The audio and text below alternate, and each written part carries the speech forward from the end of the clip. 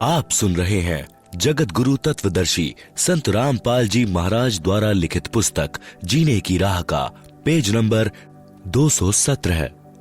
फिर गीता अध्याय 15 श्लोक 4 में गीता ज्ञान दाता ने कहा है कि जब तत्वदर्शी संत से तत्व ज्ञान प्राप्त हो जाए, उसके बताए अनुसार साधना करके उसके पश्चात परमेश्वर के उस परम पद की खोज करनी चाहिए, जहां जाने के पश्चात साधक फिर लौटकर संसार में कभी नहीं आते। केवल उस परमेश्वर की पूजा करो। गीता अध्याय 7 श्लोक 29 में गीता ज्ञान दाता ने कहा है, जरा मरण मोक्षाय माम आश्रित्य यतन्ति ये ते तत् ब्रह्म विदुः कृतस्नम अध्यात्मम कर्म च अखिलम। भावार्थ, गीता ज्ञान दाता ने बताया है कि जो मेरे बताए ज्ञान पर आश्रित होकर अर्थात मेरे कहे अनुसार तत्वदर्शी संतों से तत्व ज्ञान जान लेते हैं, जो जरा अर्थात वृद्धावस्था तथा मृत्यु के कष्ट से मोक्ष प्राप्त करने के लिए प्रयत्न करते हैं, संसार की किसी कीमती वस्तु की इच्छा भक्ति के प्रतिफल में नहीं करते हैं, वे यानी तत्व ब्रह्म विदु उस ब्रह्म को, संपूर्ण अध्यात्म को और सर्व कर्मों को जानते हैं। अर्जुन ने गीता अध्याय 8 श्लोक 1 में पूछा कि तत् ब्रह्म क्या है। इसका उत्तर गीता ज्ञान दाता ने गीता अध्याय 8 के ही श्लोक 3 में दिया है। कहा है कि वह परम अक्षर ब्रह्म है। गीता अध्याय 8 श्लोक 5 तथा 7 में तो गीता ज्ञान दाता ने अपनी भक्ति करने को कहा है और विश्वास दिलाया है कि मेरी भक्ति करने से मुझे प्राप्त होगा। मेरी भक्ति से जन्म मरण कर्म चक्र बना रहेगा, युद्ध भी करना पड़ेगा, परम शांति नहीं हो सकती। फिर गीता ज्ञान दाता ने तुरंत गीता अध्याय 8 श्लोक 8, 9, 10 में कहा है कि तत् ब्रह्म अर्थात परम अक्षर ब्रह्म की भक्ति करने वाला उस सच्चिदानंद घन ब्रह्म अर्थात मेरे से दूसरे दिव्य परमेश्वर को प्राप्त होगा। इसी प्रकार परम अक्षर ब्रह्म की महिमा गीता अध्याय 15 श्लोक 17 में बताई है। गीता अध्याय 15 श्लोक 16 में 2 पुरुष बताए हैं। एक शर पुरुष, यह गीता ज्ञान दाता है जिसका 21 ब्रह्मांड का क्षेत्र है। यह गीता ज्ञान दाता ब्रह्म है। दूसरा अक्षर पुरुष बताया है जिसका 7 शंख ब्रह्मांड का क्षेत्र है। ये दोनों नाशवान बताए हैं। इन लोकों में सर्व जीव भी नाशवान बताए हैं। गीता अध्याय 15 श्लोक 17 में बताया है कि उत्तम पुरुषः तु अन्यः परमात्मा इति उदाहृतः यह लोकत्रयम् आविश्य विभर्ति अव्ययः ईश्वरः। आप सुन रहे हैं जगत गुरु तत्वदर्शी संत रामपाल जी महाराज द्वारा लिखित पुस्तक जीने की राह का पेज नंबर 218। अनुवाद, उत्तम पुरुष, पुरुषोत्तम अर्थात परम अक्षर ब्रह्म तो ऊपर वर्णित शर पुरुष तथा अक्षर पुरुष से अन्य है, जो परमात्मा कहा जाता है, जो तीनों लोकों शर पुरुष के 21 ब्रह्मांडों के क्षेत्र वाला लोक, दूसरा अक्षर पुरुष के 7 शंख ब्रह्मांडों वाला लोक, तीसरा ऊपर के 4 लोकों यानी सत्यलोक, अलख लोक, अगम लोक तथा अनामी लोक, इसी प्रकार बने तीनों लोकों में प्रवेश करके सबका धारण पोषण करता है। वह वास्तव में अविनाशी परमेश्वर है। गीता अध्याय 17 श्लोक 23 में इस परम अक्षर ब्रह्म की प्राप्ति के मंत्र बताए हैं। ओम तत्सत इति निर्देशः ब्रह्मणः त्रिविधः स्मृतः ब्राह्मणः तेन वेदः यज्ञः च विहिता पुरा। ब्राह्मण यानी सच्चिदानंद घन ब्रह्म अर्थात परम अक्षर ब्रह्म की भक्ति की साधना के अर्थात परमेश्वर के उस परम पद को प्राप्त करने के मंत्र बताए हैं, जहां जाने के पश्चात साधक फिर लौटकर संसार में कभी नहीं आते हैं, जहां परम शांति को प्राप्त होते हैं, जो सनातन परम धाम है। ओम यानी ब्रह्म अर्थात शर पुरुष का मंत्र है, जो प्रत्यक्ष है। तत् यह अक्षर पुरुष का जाप मंत्र है। यह मंत्र सांकेतिक है। वास्तविक मंत्र सूक्ष्म वेद में बताया है।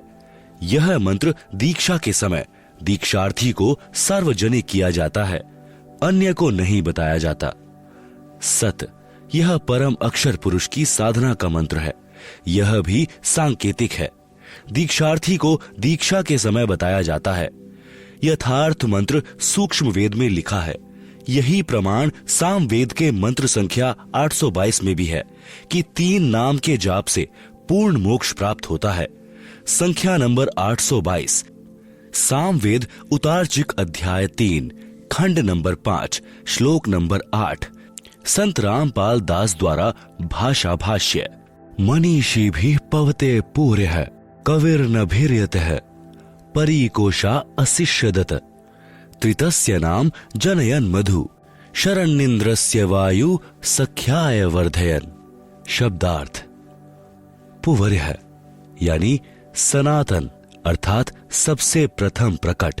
कविर नभि यानी कबीर परमेश्वर मानव रूप धारण करके अर्थात गुरु रूप में प्रकट होकर मनीषी भी यानी बुद्धिमान भक्तों को, त्रि यानी 3, नाम यानी मंत्र अर्थात नाम उपदेश देकर, पवते यानी पाप रहित यानी पवित्र करके, जनयन यानी जन्म व शरण है यानी मृत्यु से, न यानी रहित करता है, तथा तस्य यानी उसके, वायुम यानी प्राण अर्थात जीवन श्वासों को जो संस्कार वश गिनती के डाले हुए होते हैं, कोशान अपने भंडार से, सख्याय मित्रता के आधार से, परि पूर्ण रूप से, वर्धयन बढ़ाता है, यतः जिस कारण से, इंद्रस्य परमेश्वर के, मधु वास्तविक आनंद को, अशिष्यदत्त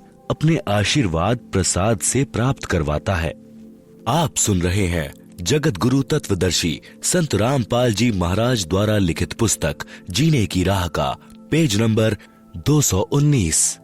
भावार्थ इस मंत्र में स्पष्ट किया है कि पूर्ण परमात्मा कबीर अर्थात कबीर मानव शरीर में गुरु रूप में प्रकट होकर प्रभु प्रेमियों को 3 नाम का जाप देकर सत्य भक्ति कराता है तथा उस मित्र भक्त को पवित्र करके अपने आशीर्वाद से पूर्ण परमात्मा अर्थात अपनी प्राप्ति का मार्ग बताकर पूर्ण सुख प्राप्त कराता है, साधक की आयु बढ़ाता है। यही प्रमाण गीता अध्याय 17 श्लोक 23 में है कि ओम तत् सत इति निर्देश है ब्रह्मण है त्रिविध स्मृत है। भावार्थ है कि पूर्ण परमात्मा को प्राप्त करने का ओम तत् सत यह मंत्र जाप स्मरण करने का निर्देश है। इस नाम को तत्वदर्शी संत से प्राप्त करो। तत्वदर्शी संत के विषय में गीता अध्याय 4 श्लोक नंबर 34 में कहा है तथा गीता अध्याय नंबर 15 श्लोक नंबर 1 व 4 में तत्वदर्शी संत की पहचान बताई तथा कहा है कि तत्वदर्शी संत से तत्व ज्ञान जानकर उसके पश्चात उस परम पद परमेश्वर की खोज करनी चाहिए, जहां जाने के पश्चात साधक लौटकर संसार में नहीं आते अर्थात पूर्ण मुक्त हो जाते हैं। उसी पूर्ण परमात्मा से संसार की रचना हुई है। विशेष उपरोक्त विवरण से स्पष्ट हुआ कि पवित्र चारों वेद भी साक्षी हैं कि पूर्ण परमात्मा ही पूजा के योग्य है। उसका वास्तविक नाम कबीर देव यानी कबीर परमेश्वर है तथा 3 मंत्र के नाम का जाप करने से ही पूर्ण मोक्ष होता है। यह 3 मंत्र का जाप चारों वेदों के सारांश श्रीमद् भगवद गीता में प्रमाण है कि इससे वह स्थान प्राप्त होता है जहां जाने के बाद साधक लौटकर कभी संसार में नहीं आते, जो सनातन परम धाम है, जहां जाने के पश्चात परम शांति प्राप्त होती है। वेदों व गीता में यह अनमोल 3 नाम का मंत्र अस्पष्ट अर्थात सांकेतिक है। इसलिए चारों वेदों व गीता अनुसार साधना करने से वह स्थान व परमात्मा प्राप्त नहीं हो सकता। इसलिए गीता अध्याय 4 श्लोक 32 तथा 34 में गीता ज्ञान दाता ने स्पष्ट किया है कि यज्ञों अर्थात धार्मिक अनुष्ठानों का यथार्थ ज्ञान ब्रह्मण मुखे सच्चिदानंद घन ब्रह्म अर्थात परम अक्षर ब्रह्म अपने मुख कमल से वाणी बोलकर बताता है। वह सच्चिदानंद घन ब्रह्म की वाणी कही जाती है। उसे तत्व ज्ञान तथा सूक्ष्म वेद भी कहते हैं। उसके जानने के पश्चात सर्व पापों से मुक्त हो जाता है, जिसमें संपूर्ण भक्ति मंत्र तथा विधि बताई है। गीता अध्याय 4 श्लोक 32, गीता अध्याय 4 श्लोक 34। उस तत्व ज्ञान को तू तत्वदर्शी संतों के पास जाकर समझ। उनको दंडवत प्रणाम करने से, कपट छोड़कर नम्रता पूर्वक प्रश्न करने से वे परमात्मा तत्व को भली भांति जानने वाले ज्ञानी महात्मा तुझे तत्व ज्ञान का उपदेश करेंगे। गीता अध्याय 4 श्लोक 34।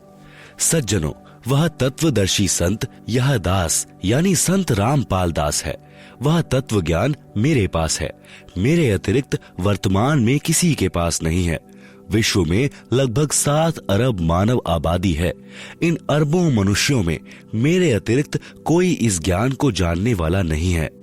गीता अध्याय 7 श्लोक 12 से 15 तक तो गीता ज्ञान दाता ने तीनों गुणों यानी रजगुण ब्रह्मा जी, सतगुण विष्णु जी तथा तम गुण शिव जी की भक्ति करने वाले, पहला राक्षस स्वभाव को धारण किए हुए, दूसरा मनुष्यों में नीच, तीसरा दूषित कर्म करने वाले, चौथा मूर्ख मेरी भक्ति भी नहीं करते।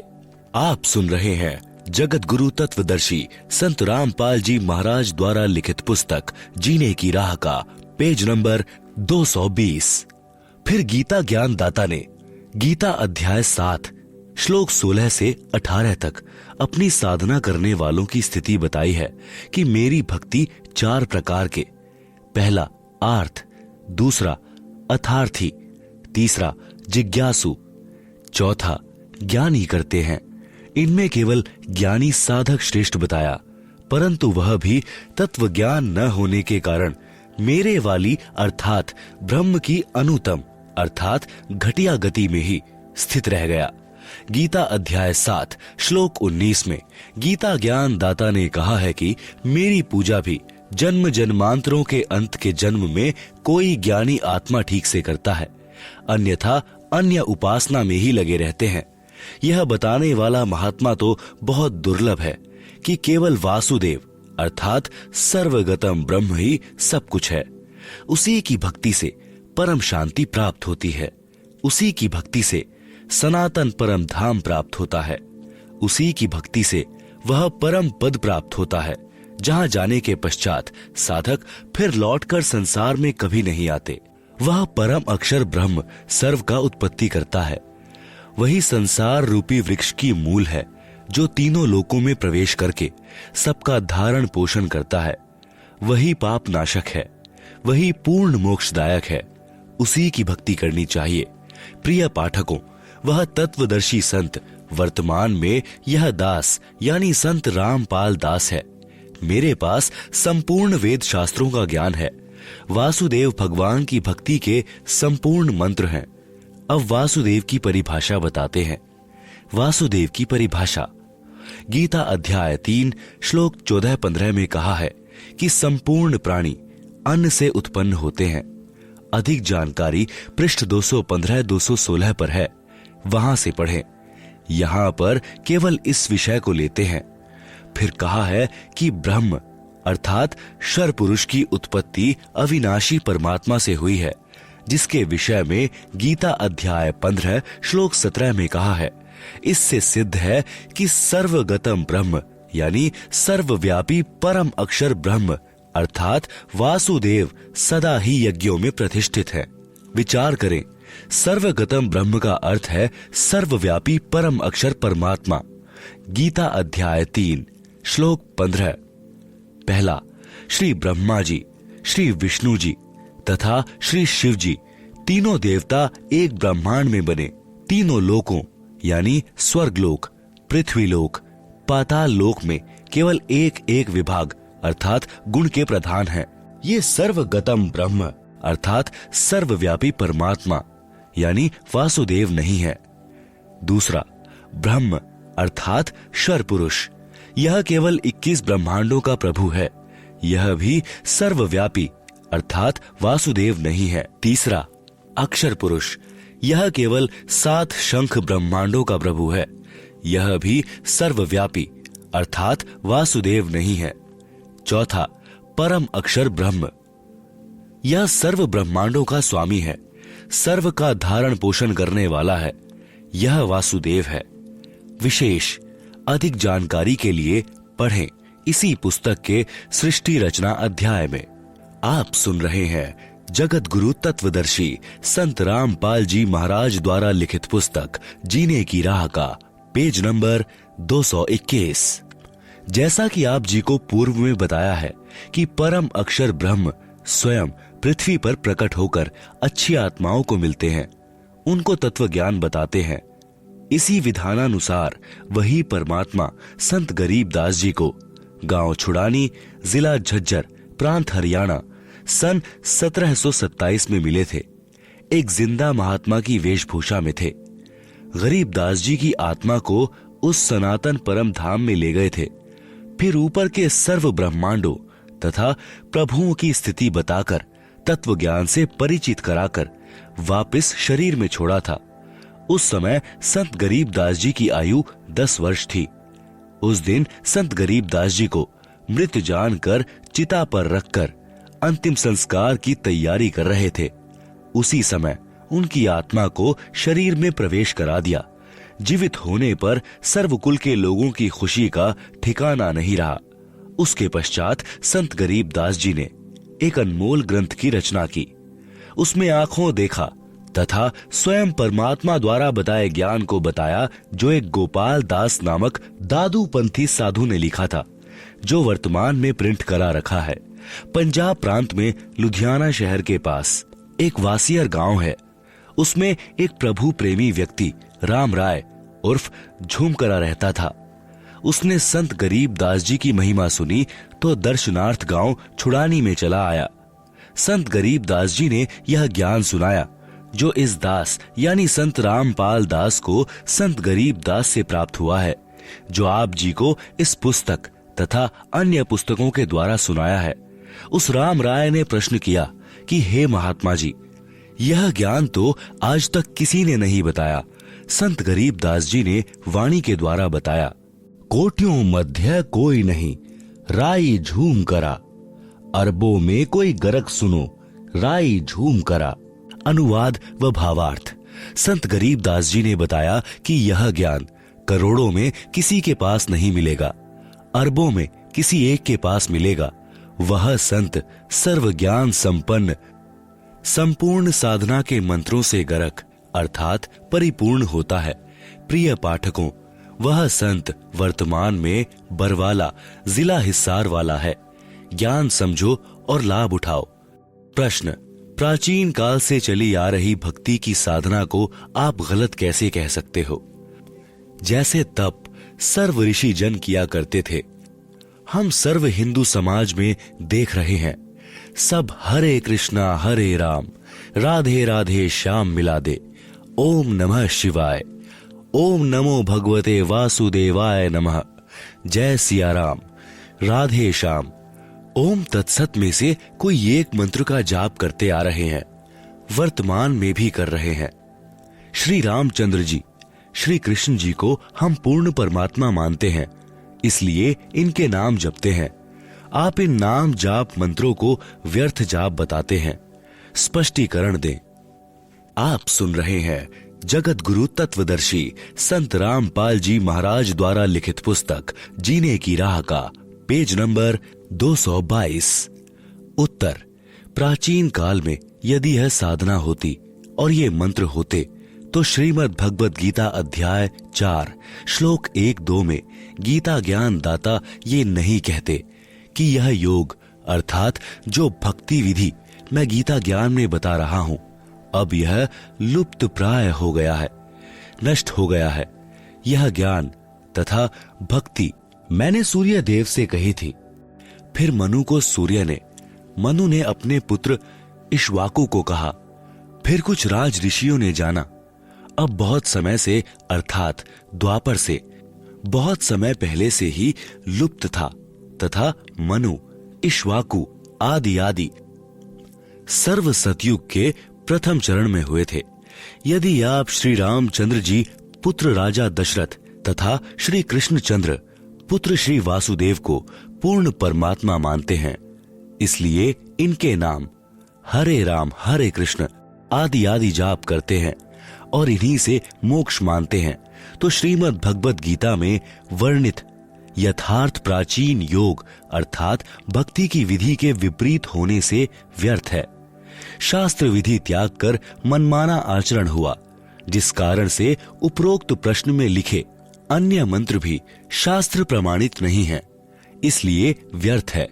गीता अध्याय 16 श्लोक 23-24 में कहा है कि जो पुरुष शास्त्र विधि को त्याग कर मनमाना आचरण करते हैं, उनको न तो सुख प्राप्त होता है, न सिद्धि प्राप्त होती है, न उनकी गति होती है, अर्थात व्यर्थ साधना है। गीता अध्याय 16 श्लोक 23। गीता अध्याय 16 श्लोक 24 में कहा है कि इससे तेरे लिए अर्जुन कर्तव्य और अकर्तव्य की व्यवस्था में शास्त्र ही प्रमाण है। भावार्थ है कि जो भक्ति की विधि प्रमाणित शास्त्रों में यानी चारों वेदों ऋग्वेद, यजुर्वेद, सामवेद तथा अथर्ववेद तथा इन्हीं चारों वेदों का सारांश श्रीमद् भगवत गीता तथा सूक्ष्म वेद जो परमात्मा स्वयं ने अपने मुख से बोला था, ये भक्ति के ज्ञान तथा समाधान के प्रमाणित शास्त्र हैं, वर्णित नहीं है। वह शास्त्र विरुद्ध साधना है। इसलिए भक्ति के कौन से कर्म करने चाहिए और कौन से नहीं करने चाहिए, उनके लिए शास्त्रों को ही आधार मानो। शास्त्रों में वर्णित भक्ति विधि को अपनाओ और सब त्याग दो। श्री राम जी का जन्म त्रेता युग के अंतिम चरण में हुआ था। श्री कृष्ण जी का जन्म द्वापर युग के अंतिम चरण में हुआ था। सतयुग से ही मानव भक्ति करता आ रहा है। उस समय कौन राम थे? आप कहोगे कि श्री विष्णु जी तो सतयुग से भी पहले के हैं और श्री राम श्री कृष्ण भी स्वयं श्री विष्णु जी ही थे। सतयुग में भी प्रमाण है कि महर्षि वाल्मीकि जी राम राम नाम जपते थे, वे विष्णु विष्णु नहीं जपते थे। इससे सिद्ध हुआ कि श्री विष्णु जी श्री राम श्री कृष्ण जी से भिन्न कोई राम अर्थात मालिक है। उस राम का जाप करना चाहिए जो गीता अध्याय 7 श्लोक 29 में है, जिसके विषय में कहा है कि तत् ब्रह्म को जानने वाले केवल जरा अर्थात वृद्ध अवस्था तथा मृत्यु से छुटकारा पाने के लिए ही भक्ति करते हैं। अर्जुन ने गीता अध्याय 8 श्लोक 1 में प्रश्न किया कि वह तत् ब्रह्म क्या है। आप सुन रहे हैं जगत गुरु तत्वदर्शी संत रामपाल जी महाराज द्वारा लिखित पुस्तक जीने की राह का पेज नंबर 223। गीता ज्ञान दाता ने गीता अध्याय 8 श्लोक 3 में उत्तर दिया कि वह परम अक्षर ब्रह्म है। गीता अध्याय 8 के ही श्लोक 5-7 में गीता दान दाता ने अपनी भक्ति करने को कहा है, जिसका जाप मंत्र गीता अध्याय 8 के ही श्लोक 13 में बताया है। ओम इति एकाक्षरम ब्रह्म व्याहरण माम अनुस्मरण। गीता अध्याय 8 के ही श्लोक 8, 9, 10 में गीता ज्ञान दाता ने अपने से अन्य उस तत् ब्रह्म अर्थात परम अक्षर ब्रह्म की भक्ति करने को कहा है। उसकी भक्ति का नाम जाप मंत्र गीता अध्याय 17 श्लोक 23 में बताया है। ओम तत् सत इति निर्देश ब्रह्मणः त्रिविधः स्मृतः ब्राह्मणः तेन वेदाः च यज्ञः च विहिताः पुरा। सरलार्थ, ब्राह्मण सच्चिदानंद घन ब्रह्म अर्थात परम अक्षर ब्रह्म की भक्ति का ओम तत्सत मंत्र के स्मरण का निर्देश है यानी आदेश है, जो त्रिविध है यानी 3 प्रकार से, स्मृत है यानी स्मरण के लिए कहा है, ब्राह्मणः यानी विद्वान अर्थात तत्वदर्शी संत, तेन उस, वेदा यानी ज्ञान के आधार से भक्ति करते थे, च यानी और, यज्ञ यानी धार्मिक यज्ञों का अनुष्ठान, च यानी और अन्य भक्ति कर्म, पुरा यानी सृष्टि की आदि अर्थात सृष्टि के प्रारंभ में विहिता यानी किए जाते थे। श्रीमद् भगवत गीता से सिद्ध हुआ कि गीता ज्ञान दाता से अन्य कोई पूर्ण परमात्मा है जो श्री विष्णु जी, श्री ब्रह्मा जी तथा श्री शिवजी से भी भिन्न है, जिसके विषय में गीता अध्याय 15 श्लोक 1, 4, 17 में तथा गीता अध्याय 18 श्लोक 62 में तथा और अनेकों स्थानों पर गीता में कहा गया है, वह पूर्ण परमात्मा है। गीता अध्याय 15 श्लोक 16 में 2 पुरुष बताए हैं, दोनों नाशवान बताए हैं। उनके अंतर्गत जितने प्राणी हैं वे भी नाशवान हैं।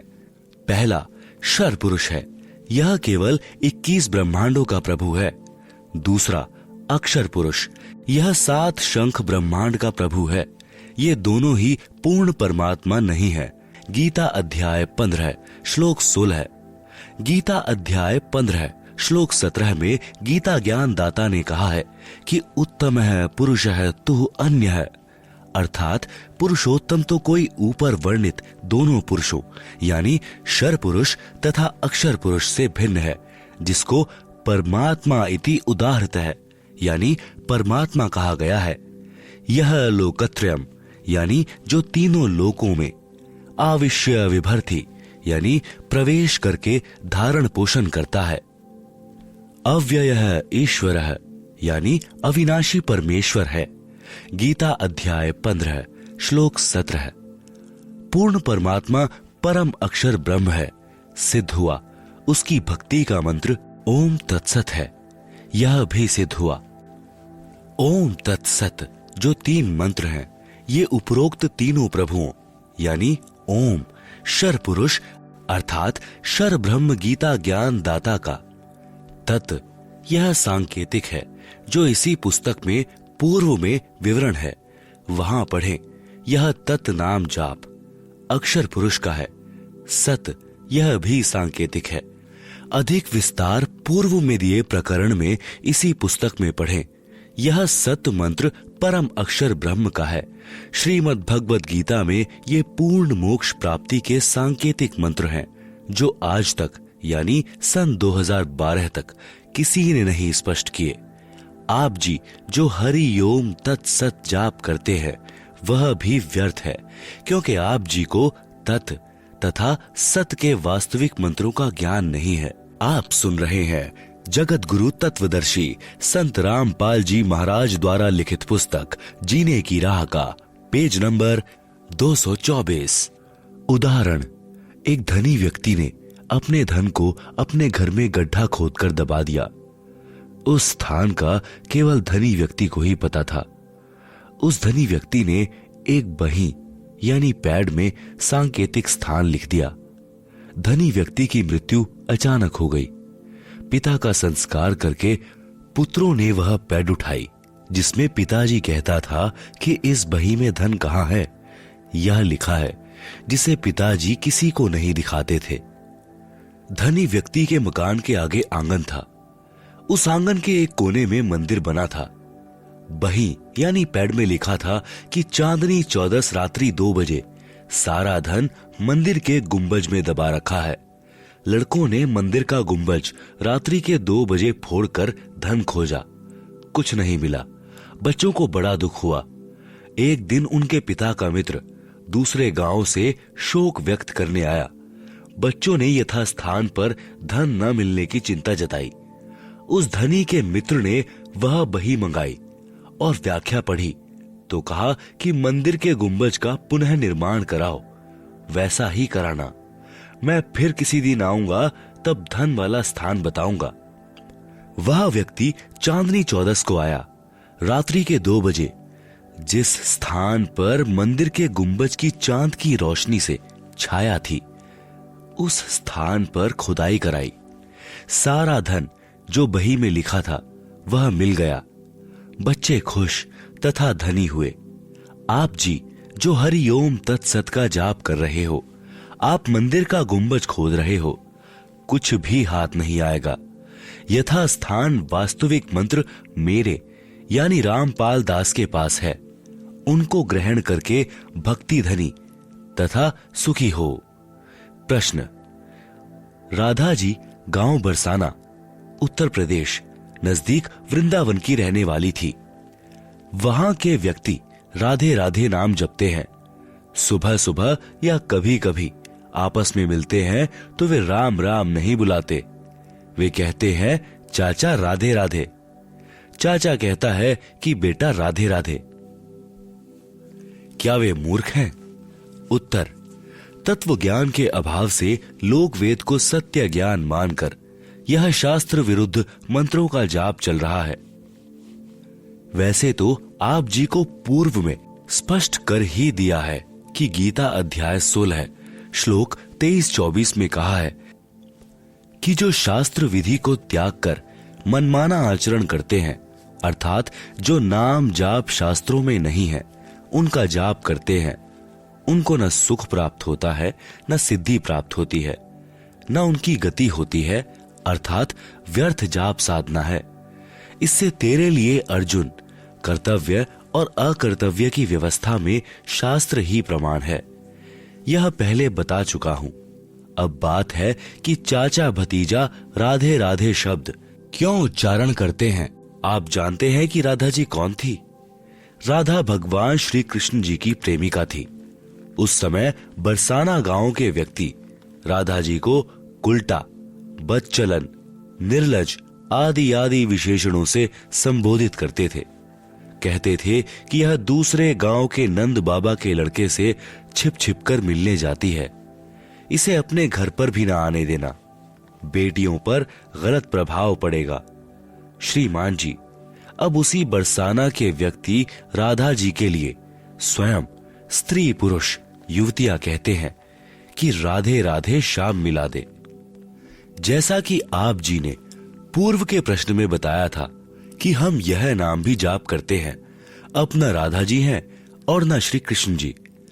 अब बड़बड़ा रहे हैं सनीपात के ज्वर के रोगी की तरह, राधे राधे शाम मिला दे।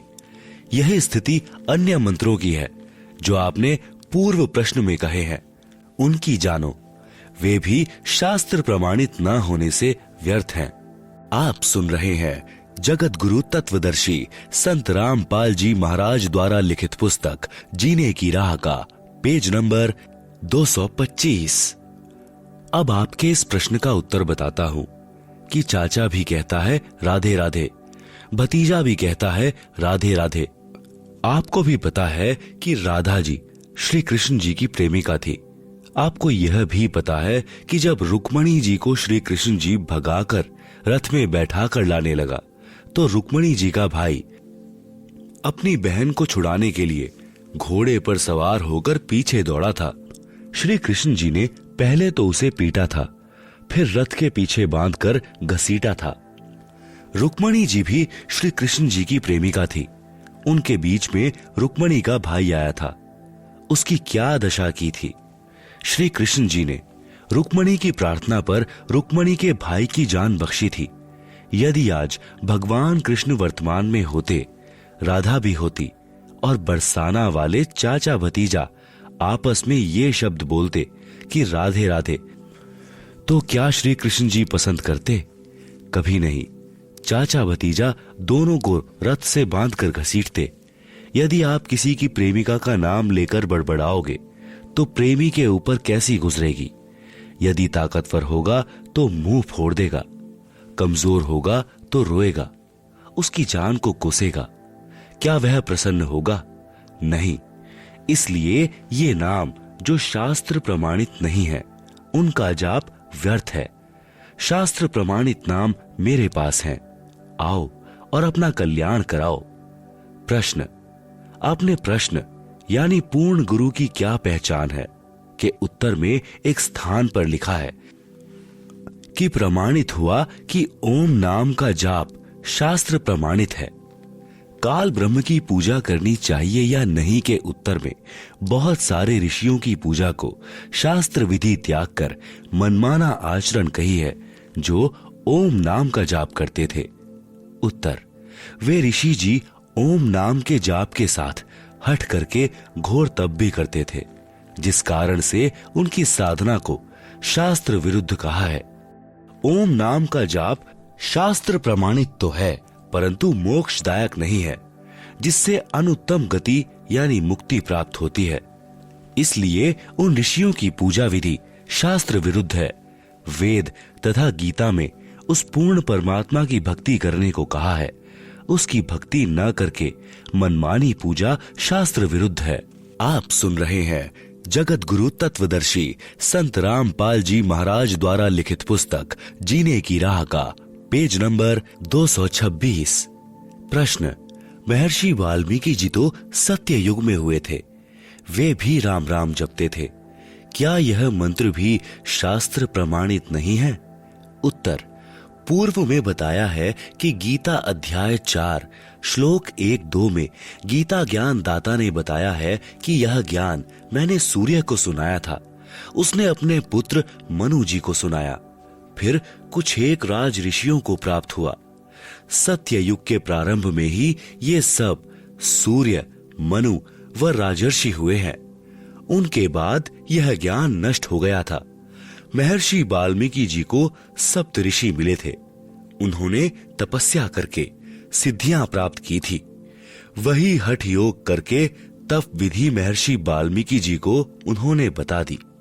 जिस हठ योग तप को महर्षि वाल्मीकि जी ने तन मन से श्रद्धा से किया, कुछ समय उपरांत शरीर के ऊपर के भाग यानी सिर में से आवाज सुनाई दी थी, वह थी राम राम।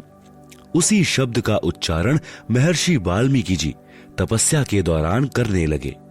सुनने वालों को ऐसा लगता है जैसे ये मरा मरा बोल रहे हैं, वास्तव में राम राम का ही उच्चारण करते थे।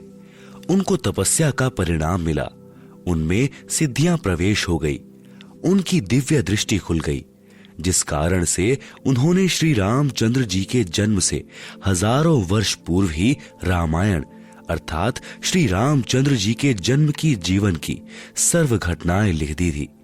ग्रंथ का नाम है वाल्मीकि रामायण, जो संस्कृत भाषा में लिखी गई थी। राम राम के जाप से कोई आध्यात्मिक लाभ नहीं होता, परंतु परमात्मा का बोधक शब्द होने से, उच्चारण करने से परमात्मा की भूल नहीं पड़ती। इसलिए राम नाम के उच्चारण का प्रचलन हिंदू धर्म में प्राचीन समय से है। जैसे स्वामी रामानंद जी राम राम शब्द से संबोधित करते थे, उसके शिष्य भी एक दूसरे को राम राम से संबोधित करते थे, परंतु जाप मंत्र ओम था। इसी प्रकार हम कबीर पंथी सत साहेब बुलाते हैं, हमारा जाप मंत्र अन्य है, उसी भक्ति से भगवान तक जाया जाता है। सूक्ष्म वेद में कहा है, सतगुरु मिले तो इच्छा मेटे, पद मिल पदे समाना, चल हंसाउस लोक पठाऊं, जो अजर अमर अस्थाना, चार मुक्ति जहां चंपी करती, माया हो रही दासी, दास गरीब अभय पद पर से, मिले राम अविनाशी। भक्ति किस प्रभु की करनी चाहिए? गीता अनुसार। इसलिए सूक्ष्म वेद में कहा कि भजन करो उस रब का, जो दाता है कुल सबका। श्रीमद् भगवद गीता अध्याय 15 श्लोक 1 से 4 तथा 16-17 में कहा है कि यह संसार ऐसा है जैसे पीपल का वृक्ष है। जो संत इस संसार रूपी पीपल के वृक्ष की मूल यानी जड़ों से लेकर तीनों गुणों रूपी शाखाओं तक सर्वांग भिन्न भिन्न बता देता है, सह वेदवित यानी वह वेद के तात्पर्य को जानने वाला है, अर्थात वह तत्वदर्शी संत है। आप सुन रहे हैं जगत गुरु तत्वदर्शी संत रामपाल जी महाराज द्वारा लिखित पुस्तक जीने की राह का पेज नंबर 227।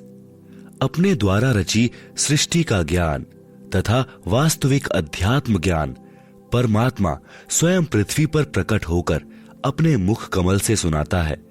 प्रमाण के लिए पढ़ें निम्न वेद मंत्र। इन मंत्रों की फोटोकॉपी कृपया देखें पुस्तक गीता तेरा ज्ञान अमृत में, जिनका अनुवाद आर्य समाज के प्रवर्तक महर्षि दयानंद तथा उसके अनुयायियों ने किया है। उसकी त्रुटियां लेखक यानी संत रामपाल दास ने शुद्ध की हैं। ऋग्वेद मंडल नंबर 9 सूक्त 86 मंत्र 26-27, ऋग्वेद मंडल नंबर 9 सूक्त 82 मंत्र 1-2, ऋग्वेद मंडल नंबर 9 सूक्त 96 मंत्र 16 से 20, ऋग्वेद मंडल नंबर 9 सूक्त 94 मंत्र 1।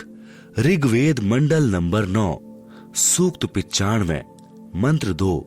ऋग्वेद मंडल नंबर 9 सूक्त 54 मंत्र 3। ऋग्वेद मंडल नंबर 9 सूक्त 20 मंत्र 1 में प्रमाण है कि जो सर्व ब्रह्मांडों का रचनाहार, सर्व का पालनहार परमेश्वर है, वह सर्व भुवनों के ऊपर के लोक में बैठा है। ऋग्वेद मंडल नंबर 9 सूक्त 54 मंत्र 3। वह परमात्मा वहां से गति करके अर्थात सशरीर चलकर यहाँ पृथ्वी पर आता है, भक्तों के संकटों का नाश करता है। उसका नाम कबीर देव अर्थात कबीर परमेश्वर है। यहाँ पर अच्छी आत्माओं को मिलता है, उनको तत्व ज्ञान अपने मुख कमल से बोलकर बताता है। वह परमात्मा ऊपर के लोक में बैठा है। ऋग्वेद मंडल नंबर 9 सूक्त 86 मंत्र 26-27, मंडल 82 मंत्र 1-2 तथा मंडल 9 सूक्त 20 मंत्र 1। परमात्मा पृथ्वी पर कवियों की तरह आचरण करता हुआ विचरण करता है। ऋग्वेद मंडल नंबर 9 सूक्त 94 मंत्र 1। परमात्मा अपने मुख से वाणी बोलकर साधकों को भक्ति करने की प्रेरणा करता है। परमात्मा भक्ति के गुप्त मंत्रों का आविष्कार करता है। ऋग्वेद मंडल नंबर 9 सूक्त 95 मंत्र 2। परमात्मा तत्व ज्ञान को कबीर वाणी यानी कबीर वाणी द्वारा लोकोक्तियों, दोहों, चौपाइयों द्वारा बोलकर सुनाता है। वह कबीर देव यानी कबीर परमेश्वर है जो संत रूप में प्रकट होता है। उस परमेश्वर द्वारा ऋषि या संतों द्वारा रची असंख्यों वाणियां जो तत्व ज्ञान है, वे उसके अनुयायियों के लिए अमृत तुल्य आनंददायक होती है। वह परमेश्वर प्रसिद्ध कवियों में से भी एक प्रसिद्ध कवि की पदवी भी प्राप्त करते हैं। उनको कवि कहते हैं, परंतु वह परमात्मा होता है। वह परमात्मा तीसरे मुक्ति धाम यानी सत्यलोक में विराजमान है। जैसे मनुष्य अन्य वस्त्र धारण करता है, ऐसे ही वह परमात्मा भिन्न भिन्न रूपों में पृथ्वी पर प्रकट होता है। उपरोक्त ऋग्वेद के मंत्रों से स्पष्ट है कि परमात्मा अपने अमर धाम से चलकर पृथ्वी पर प्रकट होता है। वह अच्छी आत्माओं को मिलता है। वह तत्वदर्शी संत की भूमिका करके तत्व ज्ञान दोहों, चौपाइयों, शब्दों द्वारा बोलता है। उस परमेश्वर ने सन 1398 से 1518 तक 120 वर्ष पृथ्वी पर भारतवर्ष की पावन धरती पर काशी शहर में जुलाहे यानी धानक के रूप में रहकर तत्व ज्ञान बताया था। कबीर साहब कहते हैं, अक्षर पुरुष एक पेड़ है, शर पुरुष वाकी डार, तीनों देवा शाखा है, पात रूप संसार। आप सुन रहे हैं जगत गुरु तत्वदर्शी संत रामपाल जी महाराज द्वारा लिखित पुस्तक जीने की राह का पेज नंबर 228। विशेष कबीर वाणी पुस्तक में एक वाणी ऐसे भी लिखी है, अक्षर पुरुष वृक्ष का तना है, शर पुरुष है डार, त्रय देव शाखा भय, पात जानो संसार।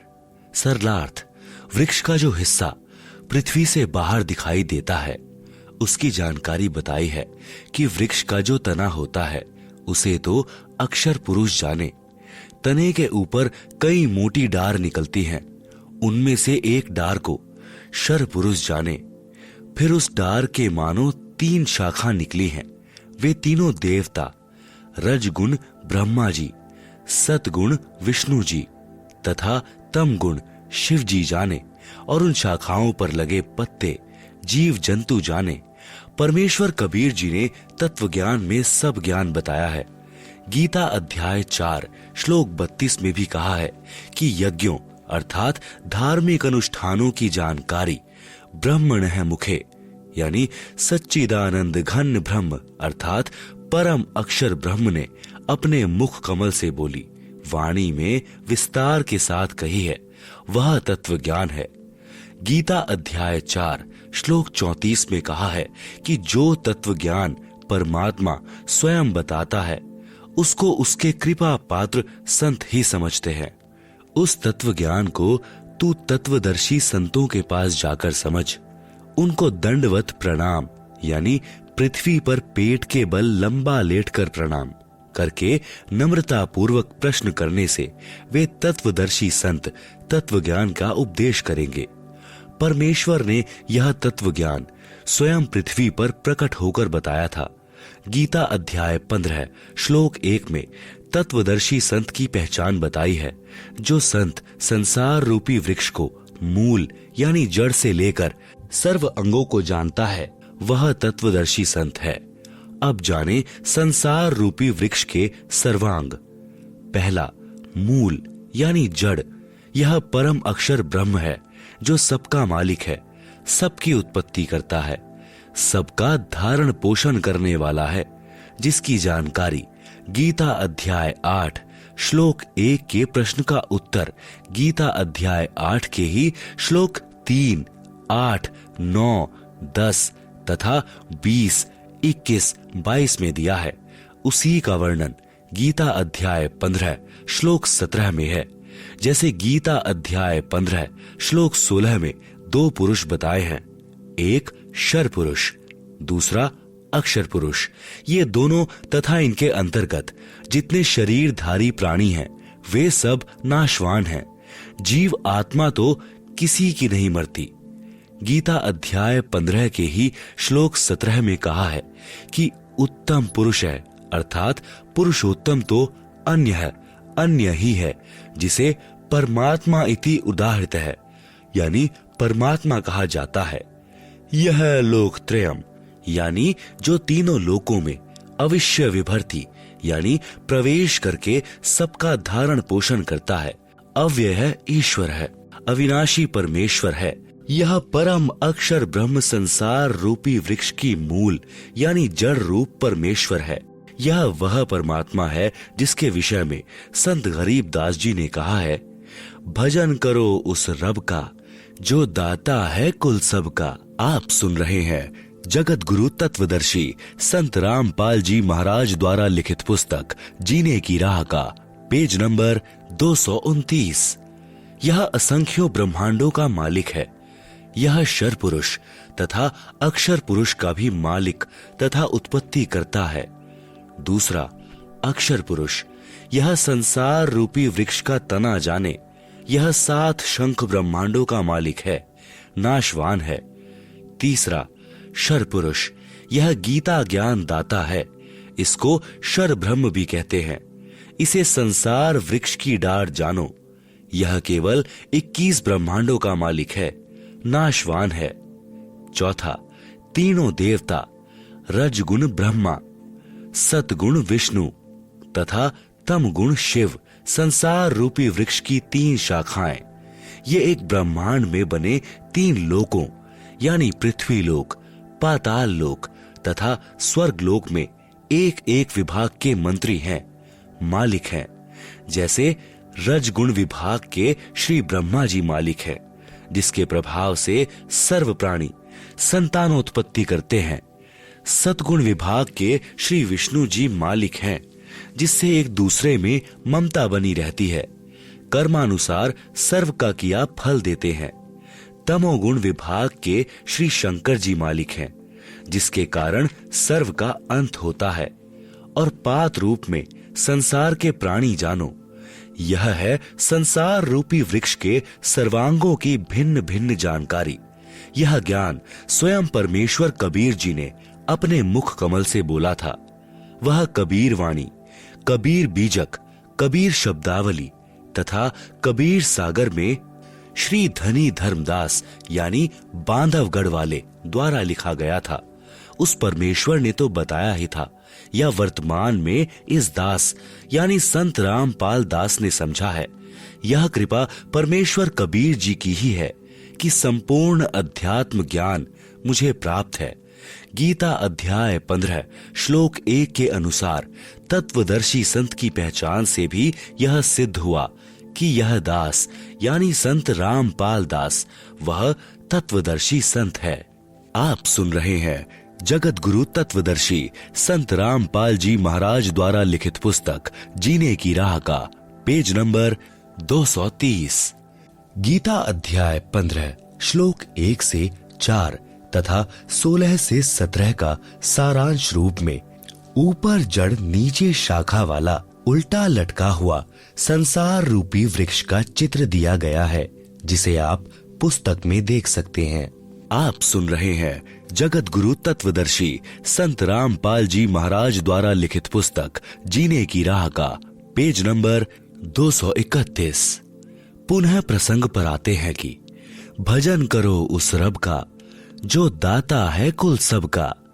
अभी तक तो यही बताया है कि भक्ति करनी चाहिए, परंतु अब यह स्पष्ट करते हैं कि भक्ति किसकी करें। 1 श्री ब्रह्मा जी रजगुण की, या 2 श्री विष्णु जी सतगुण की, या 3 तम गुण श्री शिव जी रूपी तीनों शाखाओं की, या फिर 4 शर पुरुष गीता ज्ञान दाता डार की, या 5 अक्षर पुरुष तना की, या 6 परम अक्षर पुरुष यानी मूल की। उदाहरण, यदि हम नर्सरी से कोई आम का पौधा लाते हैं, उसको अपने खेत या घर के आंगन में रोपते हैं, तो कैसे रोपते हैं? जमीन में गड्ढा खोदते हैं, पौधे की मूल यानी जड़ों को गड्ढे में रखकर मिट्टी से ढक देते हैं। फिर पौधे की मूल यानी जड़ों में पानी से सिंचाई करते हैं, खाद डालते हैं, अर्थात पौधे की जड़ की पूजा करते हैं। जड़ों से आहार तने में, तना अपने अनुसार आहार रखकर बचा हुआ आगे डार में भेज देता है। डार अपने लिए आवश्यक आहार रखकर शेष शाखाओं में भेज देती है। इसी प्रकार शाखाएं शेष भोजन पत्तों तक भेजती हैं। इस प्रकार वह पौधा पेड़ बनकर फल देता है। पाठक जन बहुत बुद्धिमान है, समझ गए होंगे कि हमने किस परमात्मा की पूजा करनी चाहिए। सूक्ष्म वेद में परमेश्वर कबीर जी ने बताया है कि एक है साधे सब सधे, सब साधे सब जाए, माली सींचे मूल को, फूले फले अदाय। एक मूल मालिक की पूजा करने से सर्व देवताओं की पूजा हो जाती है, जो शास्त्रानुकूल है। जो तीनों देवताओं में से 1 या 2 श्री विष्णु सतगुण तथा श्री शंकर तम गुण की पूजा करते हैं, या तीनों की पूजा इष्ट रूप में करते हैं, तो वह गीता अध्याय 13 श्लोक 10 में वर्णित अव्यभिचारिणी भक्ति न होने से व्यर्थ है। जैसे कोई स्त्री अपने पति के अतिरिक्त अन्य पुरुष से शारीरिक संबंध नहीं करती, वह अव्यभिचारिणी स्त्री है। जो कई पुरुषों से संपर्क करती है, वह व्यभिचारिणी होने से समाज में निंदनीय होती है। वह पति के दिल से उतर जाती है। शास्त्रानुकूल साधना अर्थात सीधा बीजा हुआ भक्ति रूपी पौधे का चित्र इसी पुस्तक के पृष्ठ 232 पर व शास्त्र विरुद्ध साधना अर्थात उल्टा बीजा हुआ भक्ति रूपी पौधा पृष्ठ 233 पर देखें। आप सुन रहे हैं जगत गुरु तत्वदर्शी संत रामपाल जी महाराज द्वारा लिखित पुस्तक जीने की राह का पेज नंबर 232। शास्त्रानुकूल साधना अर्थात सीधा बीजा हुआ भक्ति रूपी पौधे का चित्र दिया गया है, जिसे आप पुस्तक में देख सकते हैं।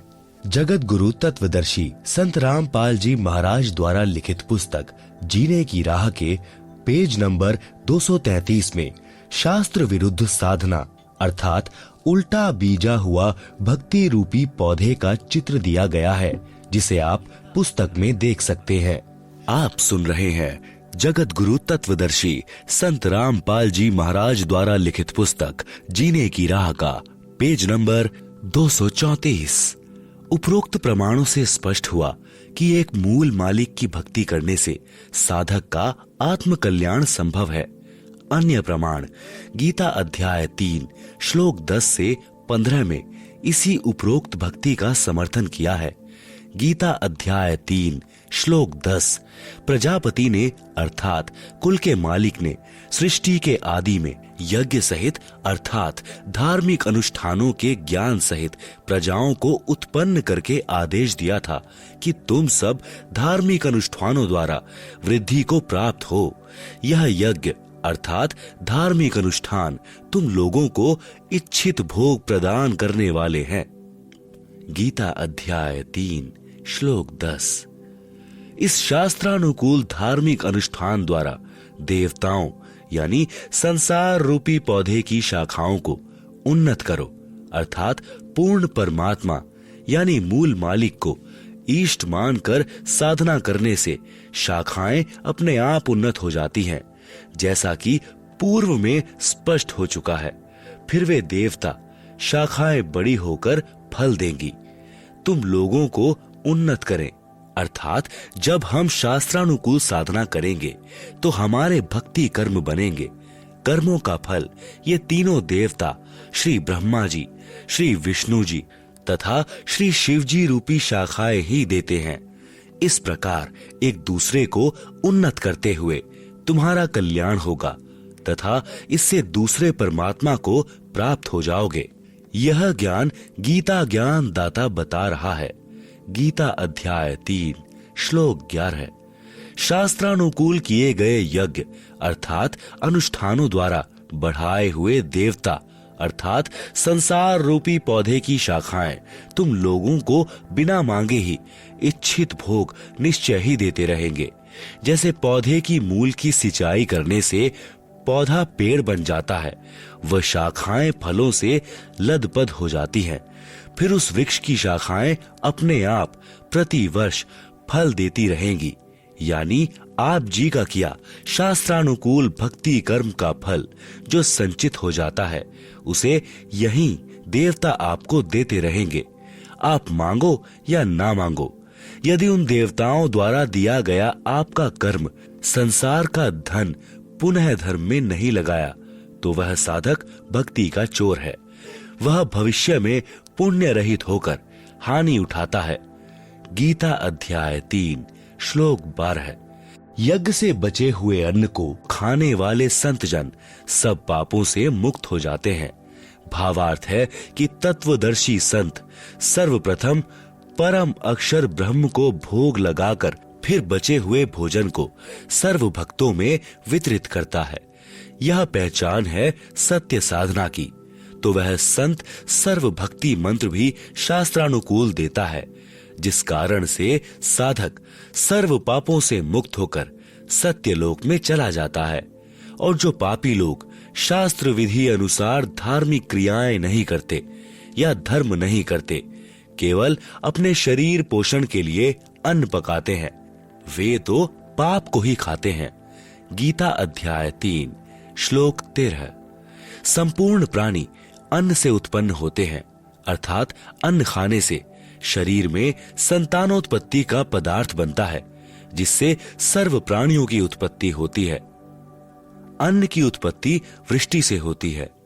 वर्षा शास्त्र विधि अनुसार किए गए यज्ञ अर्थात धार्मिक अनुष्ठान से होती है। यज्ञ अर्थात धार्मिक अनुष्ठान शास्त्रों में वर्णित विधि से किए जाते हैं। कर्म को ब्रह्म अर्थात शर पुरुष से उत्पन्न हुए जान, क्योंकि हम ब्रह्म यानी काल के लोक में आए हैं तो हमको कर्म करके ही सब प्राप्त होता है। जब हम सत्य लोक में थे तब बिना कर्म किए सब प्राप्त था।